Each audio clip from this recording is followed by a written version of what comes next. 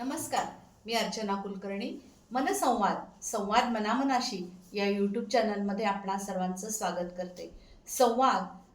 सूर नवा संवाद हवा हा विषय घेऊन पहिला भाग प्रसारित करीत आहे. तर संवाद ही माणसाची मानसिक मूलभूत गरज आहे. ती मूलभूत गरज पूर्ण न झाल्यामुळेच मानसिक व्याधी वाढताना दिसत आहेत. मग हा संवाद का कमी पडत आहे? त्याची कारणं काय आहेत ती कारणं काय आहेत? तर तंत्रज्ञानाचा अतिवापर, विभक्त कुटुंब पद्धती, कामाचा ताण, कामाचा व्याप हे सगळं जरी असलं तरी सुद्धा माणसांनी संवाद हा साधला पाहिजे. कारण स्वतःच्या भावना ह्या व्यक्त केल्या पाहिजेत. मग आता संवादाचा आपण थोडासा इतिहास बघूयात. संवाद हा पूर्वी डोळ्यांनी व्हायचा, नजरेनी व्हायचा. त्यानंतर हातवारे करून संवाद साधला जायचा. मग त्यानंतर माणूस बोलायला लागला. मग बोलण्यातून स्वतःच्या भावना व्यक्त करायला लागला. मग त्याची प्रगती होत गेलेली आपल्याला दिसून येते. तर पण ती प्रगती पाहता अ, आता अलीकडे त्याचं प्रमाण कमी होत चाललं आहे. मग आपण ह्याची थोडीशी आधी आपल्या भारतीय संस्कृतीतली उदाहरणं बघूयात, की मर्यादा पुरुषोत्तम राम हे पशु पक्षी मानव दानव यांच्याशी सगळ्यांशी संवाद साधायचे. आणि भगवान श्रीकृष्ण यांनी तर युद्धभूमीवरती संवाद साधला आणि अर्जुनाला मनोधैर्य दिलं आणि भगवद्गीता जन्माला आली. जी भगवद्गीता आपल्याला आजही मार्गदर्शक ठरते. संवाद किती महत्त्वाचा आहे बघा. जसं भगवान किंवा परमेश्वराच्या बाबतीत आहे, तसंच आपल्या सर्वसामान्यांच्या बाबतीत सुद्धा खूप महत्त्वाचं आहे संवाद साधणं. आपली पूर्वीची जीवनशैली होती, ती कशी होती जीवनशैली?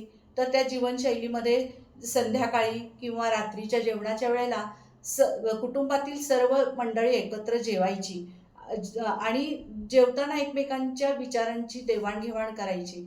या देवाणघेवाणीतून एकमेकांच्या मनातील विचारांची माहिती काढायची आणि कोणाला जर काही अडचणी असतील तर त्याचा मार्ग शोधून त्यांना सांगितला जायचा. ह्या हसत खेळत मनमोकळ्या गप्पांमधून खूप गोष्टींचा उकल व्हायचा आणि मानसिक व्याधी दूर राहायची. तसंच गावामध्ये सुद्धा एकमेकांची विचारपूस केली जायची आणि खऱ्या खऱ्या अर्थाने ती एकमेकांना माहिती सांगितली जायची. मठ आणि मंदिरं यामधून सुद्धा कीर्तन, भारूड, अभंग याचं निरूपणातून संवाद साधला जायचा. याच्यातून सुद्धा खूप प्रश्नांची उकल व्हायची. इतकंच काय, स्त्रिया एकमेकींकडं हळदी कुंकवाला जायच्या आणि त्यावेळेला त्यांच्या एकमेकींमध्ये गप्पा व्हायच्या. अगं, मला ना खूप आनंद झाला आज हे करून. हो का, मला पण परवा असंच झालं. नाही गो, मला खूप वाईट वाटलं त्या गोष्टीचं. अगं, मला पण तसंच झालं होतं. ह्या विचारांच्या देवाणघेवाणीतून समसुखी आहोत समदुःखी आहोत ह्याची जाणीव व्हायची आणि प्रत्येकाच्या आयुष्यामध्ये समसुखी समदुःखी असणारच आहे. सुखदुःखाचं हे जीवनचक्र चालूच राहणार आहे हे मान्य केलं जायचं आणि आपल्या आपल्या कामाला जायची आणि हितच मनोधैर्य वाढायचं एकमेकांबद्दल. आणि त्याचबरोबर आज वटपौर्णिमा आहे. वटपौर्णिमेची कथा आपल्याला सगळ्यांनाच माहिती आहे.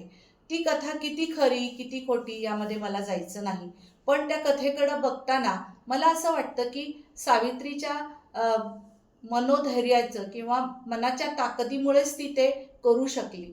तर आजकालही आपण स्त्रियांचं जीवन पाहिलं तर आपण कुटुंबासाठी सगळे कष्ट करत असतो. कुटुंबातील व्यक्तींची काळजी घेत असतो. पतीची, मुलांची. इतकंच काय, पतीच्या निधनानंतर सुद्धा स्त्री त्याच्याच मुलाची काळजी घेत असते व त्याचा व्यवसाय वाढवत असते किंवा आपल्या नोकरीतून उपजीविकेतून मुलाला चांगले संस्कार देऊन मोठं करत असते. हे सगळं कशातून होऊ शकतं? तर मनाच्या ताकदीमधून. तिने संवाद कोणाशी तरी साधलेला असतो, त्याच्यातून हे सगळं करणं शक्य होत असतं. तर संवादाचा विसंवाद सुद्धा होऊ शकतो बरं का. कारण माणसातील मानसिकतेवरती ते अवलंबून असतं आणि या मानसिकतेचं कारण काय, तर प्रत्येकाच्या मनाची जडणघडण. हे मन असतं कुठं, दिसतं कसं, हे आपण पुढील भागामध्ये पाहणार आहोत. आज मी आजच्या भागामध्ये इथेच थांबते.